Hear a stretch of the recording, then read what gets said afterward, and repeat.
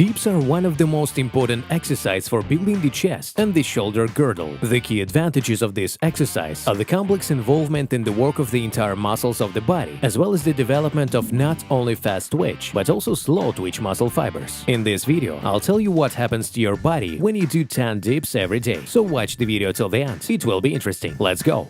The main advantage of dips is that this exercise involves not only the pectoral muscles, but also the secondary stabilizing muscles that are important for the formation of correct posture. In addition, the chest during dips is worked out at a fundamentally different angle in comparison with the bench press and push-ups. Dips develop and straighten the neuromuscular connection between the brain and muscles. In essence, this exercise teaches the athlete the ability to consciously involve the muscles of the body in work. Ultimately, this leads to an acceleration of the processes of muscle hypertrophy, as a result of which strength indicators in basic exercises are significantly improved.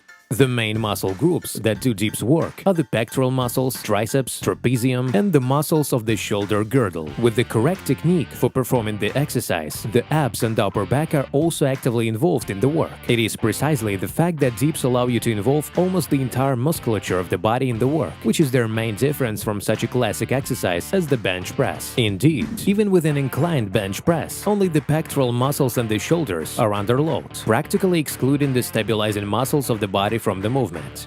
The technique of performing dips with a slight inclination of the body will allow you to properly distribute the load and involve not only the lower chest, but also the shoulders, muscles of the arms, back, and also the stabilizing muscles of the body. The key to the correct technique of doing dips is that the weight of the body in this exercise doesn't move along a strictly vertical path, as most people think. The weight during dips is concentrated not in one point, but in two. In other words, while lowering the body down, the corpus shouldn't be strictly perpendicular to the floor. It should be at an angle of 15 to 30 degrees to the vertical. Also, for additional involvement of the abs during the exercise, it is recommended to keep the abs tense and at the lowest point gently pull the legs to the waist.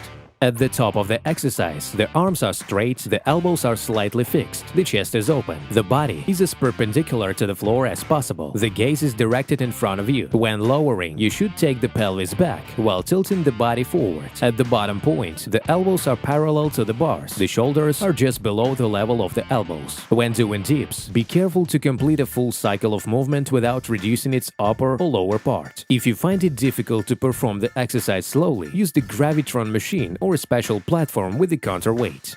The most common dip mistake is to do this exercise partially, leaving your shoulders above or at elbow level. As a result, the chest muscles are only partially included in the work. Another common mistake is pointing the elbows out to the sides instead of back. Care must be taken to ensure that during dips, the elbows are as close to the body as possible, and at the lowest point of the exercise, the shoulder blades are brought together. Otherwise, the shoulder joint will receive an excessive and completely unnecessary load.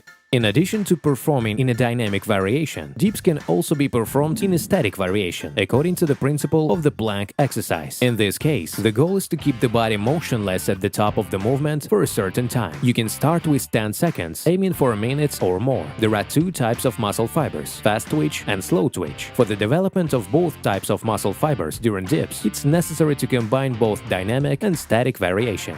By the way, friends, be sure to watch other videos on this channel. Links are on the screen right now. See you soon!